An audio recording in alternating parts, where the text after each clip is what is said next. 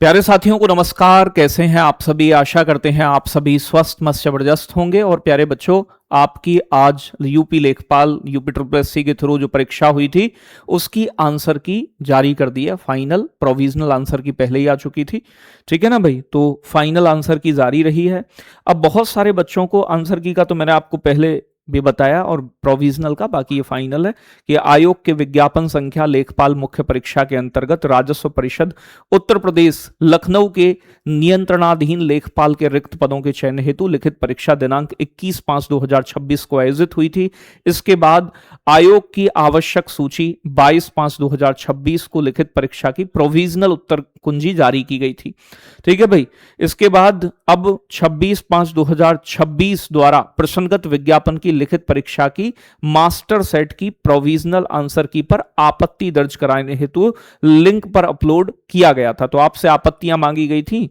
अब तदानुक्रम प्रश्नगत विज्ञापन से संबंधित अभ्यर्थियों की प्यारे बच्चों एदत द्वारा सूचित किया जाता है कि दिनांक 22/5/2026 को प्रकाशित की गई प्रोविजनल आंसर की के सापेक्ष प्राप्त आपत्तियों के निराकरण के उपरांत जो है संशोधित आंसर की आपकी फाइनल जो है वो जारी कर दी गई है, अपलोड कर दी गई है। आप इसे चेक कर सकते हैं। आप जानते हो कि लगातार आप मुझसे एक ही प्रश्न पूछ रहे हो कि सर क्या इसकी कट ऑफ एक बता दो। आप देखो, ना तो कट ऑफ के लिए पर्याप्त डेटा है मेरे पास उतना कि मैं आपको एक सटीक कट ऑफ बता पाऊं या उसके आसपास बता पाऊं। दूसरी चीज ये है कि जहां पारदर्शिता तुम्हें दूर दूर तक नजर आती हो वहां कट ऑफ बनाने का अर्थ बनता है।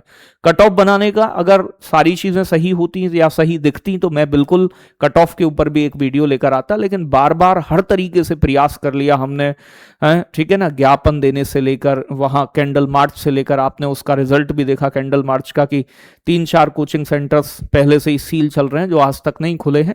और भी बहुत सारी चीजें आप देखोगे कि लखनऊ में भी हम पहुंचे, वहां पर हमने एक दिन धरना भी दिया, आगे कोई परमिशन नहीं मिली।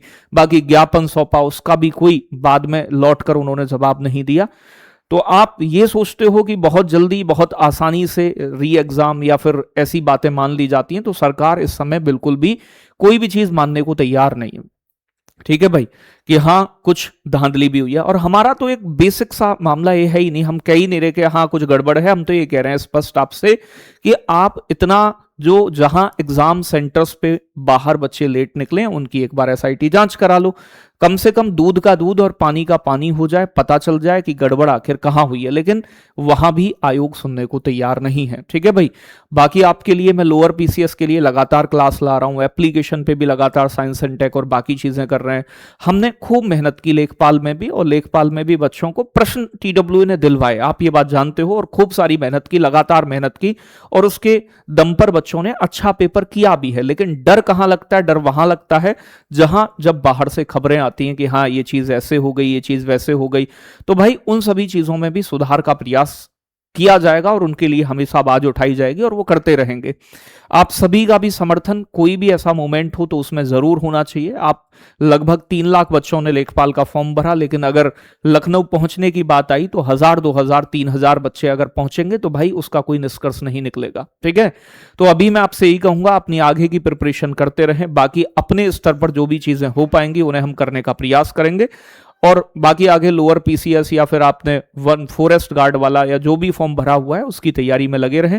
बाकी जिनका अच्छा स्कोर है इसमें से भी बच्चे सेलेक्ट होंगे। और टीडब्ल्यूए से मैंने आपको बताया काफी बच्चों का सिलेक्शन होना है, और ये बात मैंने आपसे पहले भी बोली थी। तो धन्यवाद। अपना स्कोर फाइनल एक बार जरूर कमेंट करिएगा।